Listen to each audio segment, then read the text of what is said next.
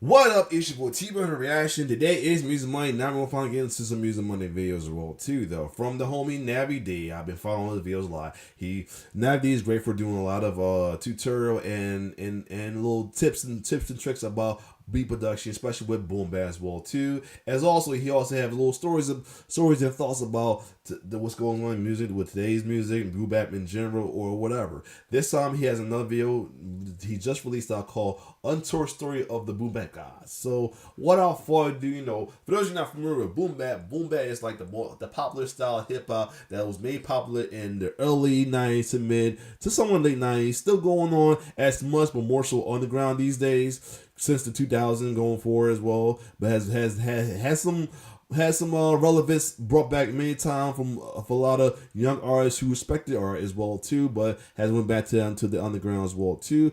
Either way, we're gonna check out the Untold Story of the Boom Bap Guys, the ones who paved the way for boom bap, just like Pete Rock, DJ Premier, RZA, Large Professor, many others. So let's get it. Even though 90s boom bap is often called the golden era of hip-hop, very few people talk about how revolutionary the production was from this era. The beatmakers of this time introduced so many production techniques that are still used today, and often they don't get the credit even use them myself that they deserve. So today, let's change that. We're gonna go through 3 legends of the golden era and break down their production and explain what made them so revolutionary. I'll even talk about how you can use these ideas in your beats to this day. So first, let's talk about the genius who probably doesn't get enough recognition, Pete Rock. His fingerprint on hip-hop has spanned across generations, having worked with icon after icon, and it was his production that helped him set him apart. But what was it that Pete Rock did so differently than everyone else? Well, I think this beat here is a great example. Oh yeah, Pete Rock's remixes in the 90s was top notch. Between this, Jump Around, later, not too long recently, I heard the Hip Hop Ray remix by him. Woo! Of course, that was Effects Hip Hop. Was it him? No. Just the Man. Many others. The Youngsters. What makes his beats so unique is the sheer number of samples used flawlessly. Yes. In an era where most producers would take a sample, loop it, and then just add drums, Pete Rock was going above and beyond. Hold on. Why? I'm back. Got my now officially 1 year old with me. Yes, he's turned 1 as of this past Saturday as well too. He couldn't get away from me, so here we go. So anyway. We were back talking about Pete Rock style being one of the Untold Story of Pete Rock style with the boom bap gods. So let's keep going. And then just add drums. Pete Rock was going above and beyond. Pete himself talks about his approach to combining different sounds and layers, where he almost creates a collage. This technique is used all the time nowadays. And you could say it was thanks to him. In this beat, for example, he uses at least 4 different samples and is able to piece them together in a way that just sounds flawless. So here is the first sample that's used. One day, and then you're gone. Pete starts off by filtering this down to its baseline and loops it.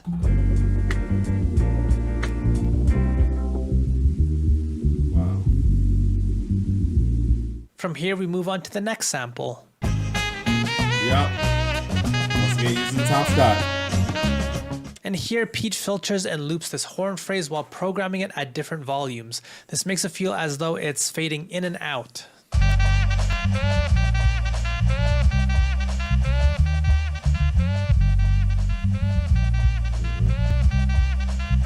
Now, even though the sample does have its own drums in it, Pete Rock then decides to begin layering his own drums in using this sample.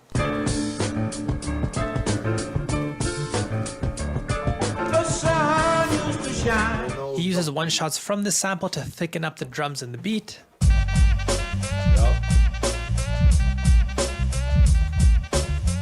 But he's not done yet. To create more fullness to the beat overall, he adds yet another layer of drums and ambiance using this sample.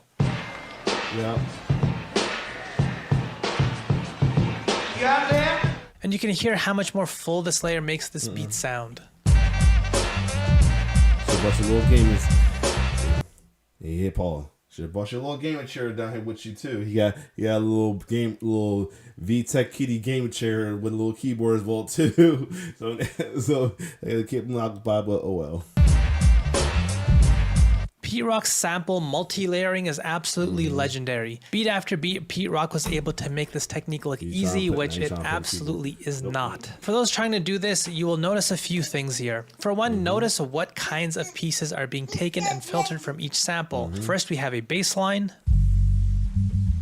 You got your own keyboard downstairs. You got your own piano too as well. A horn. And high-end ambiance.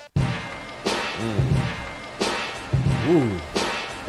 This definitely, I gotta start listening to this video as well too. You know what I mean? Couldn't give me, he using Free Loose can give me an idea to do like, do stuff like that, like Ableton or as well too. Since I got a Ableton equipment here, as well as hold on, dropping the keys, as well as the NBC.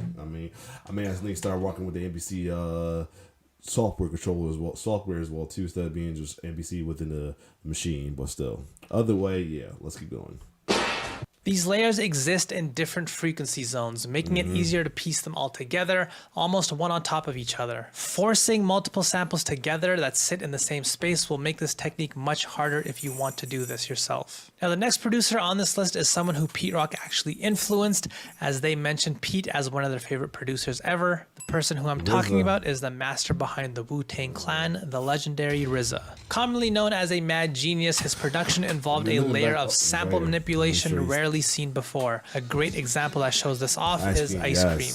Yo, honey dip, summertime, fine jerry dripping. See you on pickings with a bunch of chickens, how you clicking? Now let's break this beat down to show what makes it and RZA so special. Here's a sample that was used for this beat. Yep. I see. So first things first, RZA loops this section of the sample here. And the loop part. It's pretty remarkable how clean and well recorded this sample sounds and how RZA eventually turns it into this grimy, dirty beat. But so far you can see this sample is pitched. Hold on a second, somebody trying to run. Unless you must be headphones, you stay here. Alright, so anyway, taking the headphones off. Daddy still got to listen.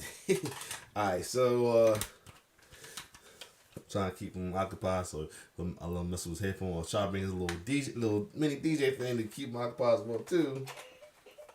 So hopefully, let's keep going.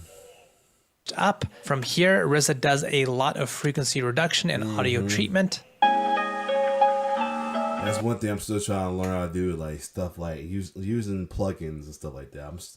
That's one of the parts I still struggle with is using plugins. Maybe sound good, but sometimes plugins do actually add the extra flavor. And I'm still trying to get a hang of that.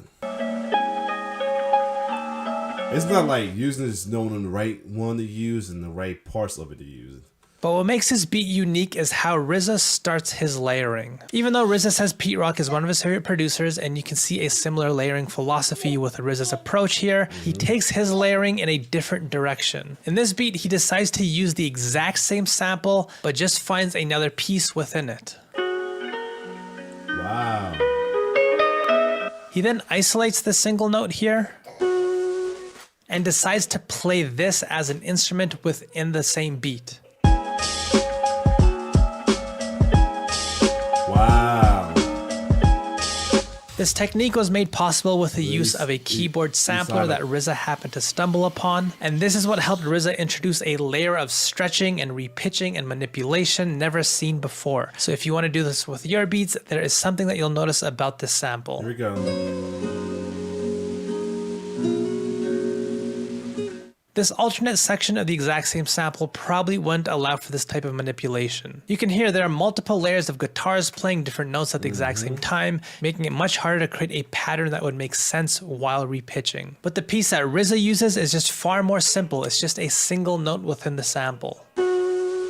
And this is why if you watch any of my other sampling videos, I always say that finding minimal, simple samples like this can help you unlock much more ideas like this. It's what gives you the ability to manipulate like this in the first place. Now, the next legendary producer from this era that we're going to talk about is DJ Premier. Many people say DJ Premier as their favorite producer of all time. My favorite producer, The Alchemist included.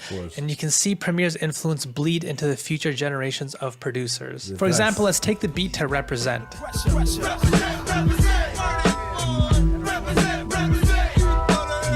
Here, DJ Premier uses this sample that's from an OST made for silent films. Yep. And he uses this for Represent.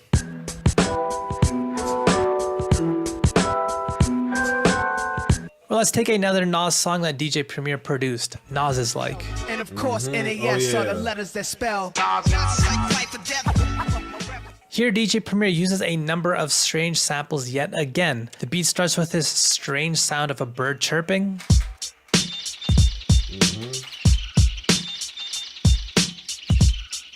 This comes from a sound library of sound effects. Wow. And for the main part of this beat, those famous strings actually come from a religious spoken word record. Divinity and humanity. And here's how it's used for this beat.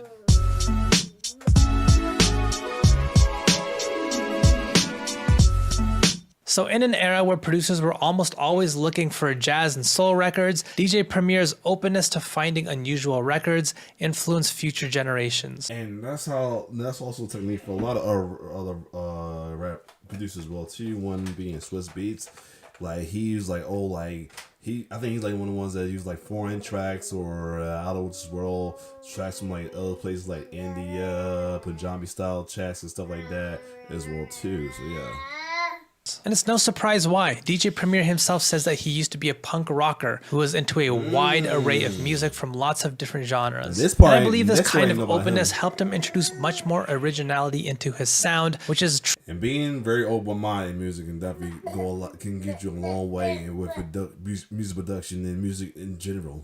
true for every producer. Like I always say, there's nothing more boring than listening to beats made by someone who just only listens to hip hop. Now, obviously, there are many more legends from the golden era that I haven't gone over in this video. So if you'd like to see a part 2 to this video, let me know down in the comments who you'd like to see included. Like and subscribe, and if you're a big fan of boom bap beats, check out this video next to me. Other than that, cool. How to actually make old school boom bap beat for I'm at FL Studios, so that's the story. But I will say, I would like to see part 2, maybe feature Alchemist, which is one of his favorite producer, as well as the likes of Diamond D, Large Professor, Diamond D, if you know he's well known with him. What's I gonna say? Havoc in a way. Beat Nuts, who knows? There's a good amount of people that he can use as well too. I know it's one I should know he can use. I mean, I guess Molly Marr can be added. Who knows? Other than that, if you like Mario, oh yeah, Q-Tip. Other than that, if you like Mario, show him in with 4 Horsemen. Yeah, I named all the 4 Horsemen of. Cause 2 of the 4 Horsemen was on here. Large Breath and Q-Tip's the other one. LES was like. Please don't be disturbed by his sound. That's just how he sounds. He's trying to find his voice. Anyway, other than that, it's your boy T-Rex signing off on love.